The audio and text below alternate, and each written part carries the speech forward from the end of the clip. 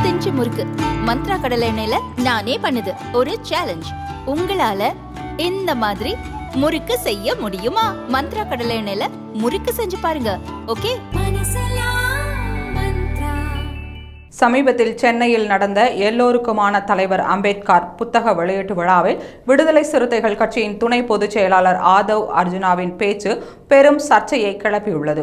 விழாவில் பேசிய ஆதவ் அர்ஜுனா தமிழகத்தில் பிறப்பால் ஒருவர் முதல்வராக கூடாது என்று தெரிவித்திருந்தது திமுக மற்றும் விசிக கூட்டணி இடையே பெரும் புகைச்சலை ஏற்படுத்தியுள்ளது. இதையடுத்து ஆதவ் அர்ஜுனாவின் பேச்சுக்கு விடுதலை சிறுத்தைகள் கட்சிக்குள்ளேயே கடுமையான எதிர்ப்புகள் எழுந்துள்ளன. அவர் மீது கடுமையான நடவடிக்கைகளை எடுக்க வேண்டும் என்று பல்வேறு கட்சி தலைவர்கள் திருமாவளவனுக்கு அழுத்தம் தந்து வருகின்றனர். இந்நிலையில் மதுரை விமான நிலையத்தில் செய்தியாளர்களிடம் பேசிய திருமாவளவன் விடுதலை சிறுத்தைகள் கட்சியில் 10 துணை பொதுச் செயலாளர்களில் ஆதவ் அர்ஜுனாவும் ஒருவர்.